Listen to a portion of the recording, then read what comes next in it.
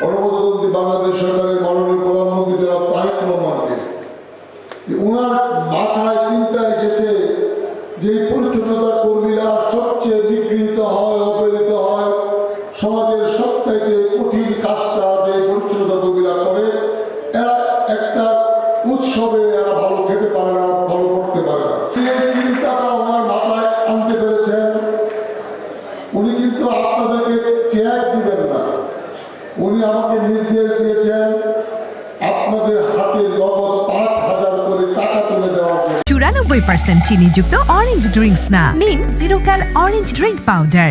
এই প্রিয় শহরের অলিগলিতে আমি হেঁটে খেলে বড় হয়েছি। এই প্রিয় শহরের মানুষগুলো আমার পরম আত্মীয়। এই প্রিয় শহরটা আমার স্বপ্নের শহর। এই প্রিয় শহরটা আমাদের সকলের বসবাসযোগ্য একটি শহর হওয়া জরুরি দরকার। আমাদের কাজ এই সিটি কর্পোরেশনের মানুষকে সেবা দেওয়া। এই মানুষগুলো কিন্তু আমাদের কাছে বিনা টাকায় সেবা চায় না। এই মানুষগুলো আমাদের ট্যাক্স দেয়। এই মানুষগুলো আমাদেরকে তাদের কষ্টার্জিত অর্থ দিয়ে আমাদের সিটি কর্পোরেশন যে টাকাটা দেয়, এই টাকা দিয়ে আপনাদের এই সিটি কর্পোরেশনে চলে। তাহলে এই সিটি কর্পোরেশনের মালিক এই সিটি কর্পোরেশনের জনগণ। এই সিটি কর্পোরেশনের মালিক আমি প্রশাসক না, সিও না, আমরা কেউ না। আপনারা কিছু কথা বলেছেন, তবে আজকের এই হাউসে দাঁড়িয়ে আমি প্রথম ধন্যবাদ জানাই বাংলাদেশের গণপ্রজাতন্ত্রী বাংলাদেশ সরকারের মাননীয় প্রধানমন্ত্রী জনাব তারেক রহমানকে। ওনার মাথায় চিন্তা এসেছে যে পরিচ্ছন্নতা কর্মীরা সবচেয়ে নিগৃহীত হয়, অবহেলিত হয়, সমাজের সবচাইতে কঠিন কাজটা যে পরিচ্ছন্নতা কর্মীরা করে, এরা একটা উৎসবে এরা ভালো খেতে পারে না, ভালো করতে পারে না। এই চিন্তাটা ওনার মাথায় আনতে পেরেছেন।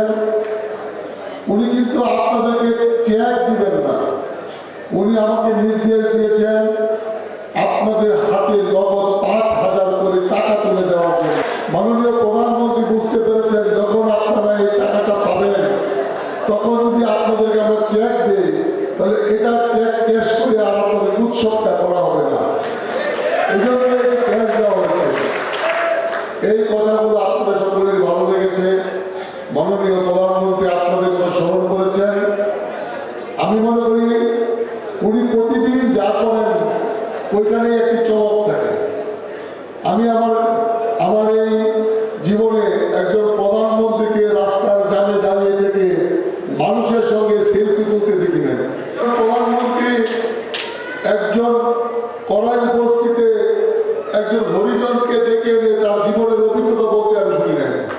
এটা এই জন্যই বলছি, প্রধানমন্ত্রী যদি একজন হরিজনের কাছে কাছ থেকে কথা বলতে পারে, আমরা কেন তো তার চেয়ে জানি না আমরা কেন কথা বলতে পারবো?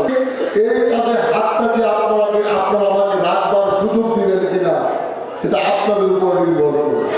আমার কথা মনোযোগ দিয়ে শুনেন। আমি এই শহরে রাত বিলাতে হাঁটি ঘুরি বেড়াই।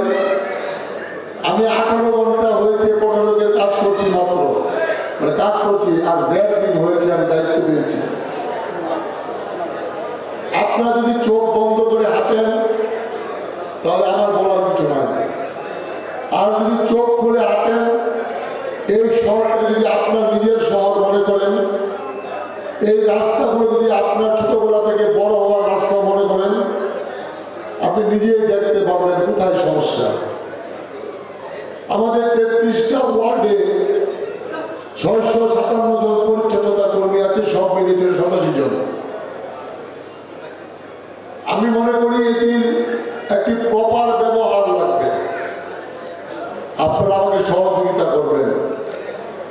আমি আপনাদের কাছে হাত দিয়ে কথা বলতে চাই, আপনাদেরকে আমার প্রিয় সহকর্মী বলতে চাই, আপনাদেরকে আমি পাশে নিয়ে বসতে